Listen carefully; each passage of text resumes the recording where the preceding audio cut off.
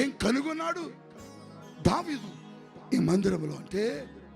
ఆయన ఒక చోట 62వ కీర్తనలు రాస్తాడు, యెహోవా నీ మందిరములో నీ బల ప్రభావములను నేను చూశానబ్బా.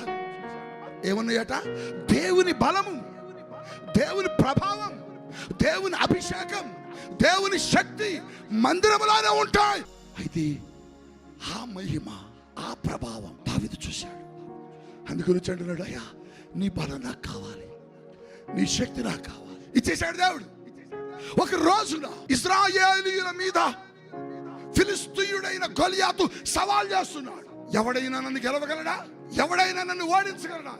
అందరూ భయపడి ఆగిపోయారు, కానీ దావీదు మాత్రం ఒక్కడే బయలుదేరాడు. హల్లెలూయా చెప్పండి.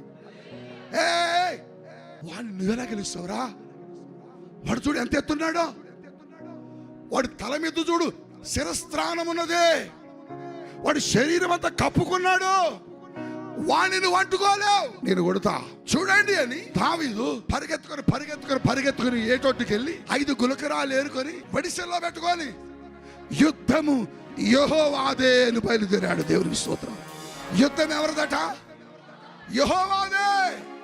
కొడితే ఒక దెబ్బకి గొలియాతు గొప్ప గోలి కింద పడ్డాడు. గొలియాతు మీద పడి గొలియాతు ఆయుధమే తీసుకొని గొలియాతు యొక్క శిరస్సును ఛేదించి ఇశ్రాయేలుకు కానుకగా ఇచ్చాడు దావీదు.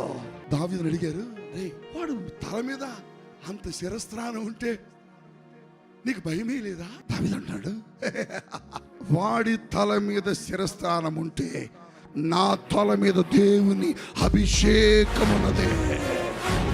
ఓ రామా సంద్రియోలో రాకవాషకేత, నా తల మీద దేవుని అభిషేకం ఉన్నది, నా తల మీద దేవుని బలం ఉన్నది. ఎక్కడి నుంచి వచ్చిందంటే దేవుని మందిరములో నుండే వచ్చింది.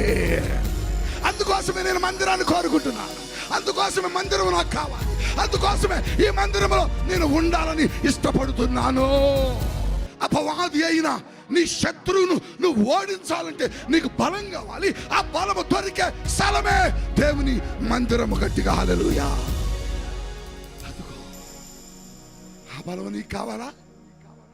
నీ అప్పులు అనబడి శత్రువును ఓడించాలా? నీ రోగం అనబడి శత్రువును ఓడించాలా? నీ పేదరికం అనబడి శత్రువుని నువ్వు ఓడించాలా? అయితే నీకు బలం కావాలి. ఆ బలం మార్కెట్లో దొరకదు, ఆ బలం మీ ఇంట్లో దొరకదు, ఆ బలం నా ఇంట్లో దొరకదు. ఆ బలం దొరికే స్థలం, ఆ ప్రభావం, ఆ మహిమ ఎక్కడెప్పుడు నీకోసం ఉంటుంది. గట్టిగా హల్లెలూయా. అందుకోసం దావీదు దేవుని మందిరం కావాలి.